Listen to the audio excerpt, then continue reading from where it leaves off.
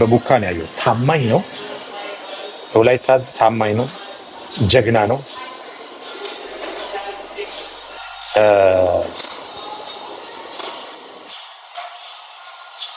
ካመነበት አብሮ ይሞታል፣ አይወላወልም። ቡካን ተመልከት። ወላይታ ጀግና ህዝብ፣ ታማኝ ህዝብ፣ ጨዋ ህዝብ፣ በእምነቱ ላይ ጠንካራ፣ ለጌታ ያለው ፍቅር የተለየ ነው።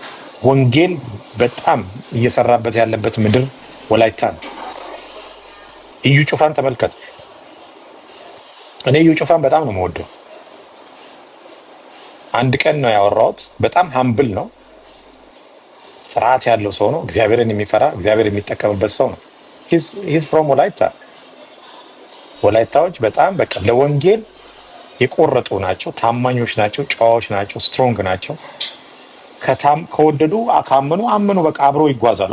ለጓደኝነት የምትመርጣቸው አይነት ሰዎች ናቸው ወላይታዎች።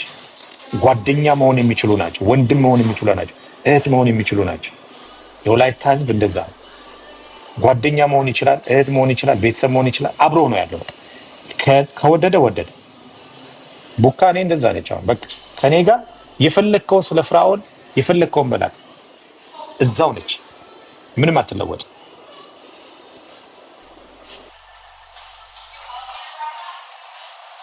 እና ወላይታ መሄድ እፈልጋለሁ።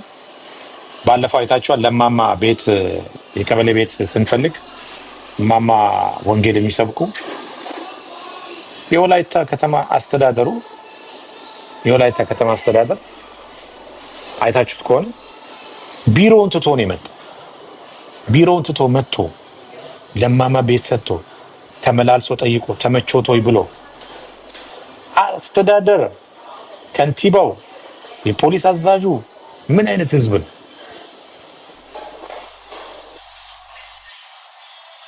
ምርጥ ህዝብ ነው። ጀግና የሆነ ህዝብ ነው። እና ወላይታን ጥሩ ጓደኛ ሊሆኑ የሚችሉ ናቸው። ታማኞች ናቸው። አይክዷቸው። የትም ቦታ ላይ አይክድህም። የሚክድህ ህዝብ አይደለም። ከታመነልህ ታመነልህ ነው። አለቀ በቃ።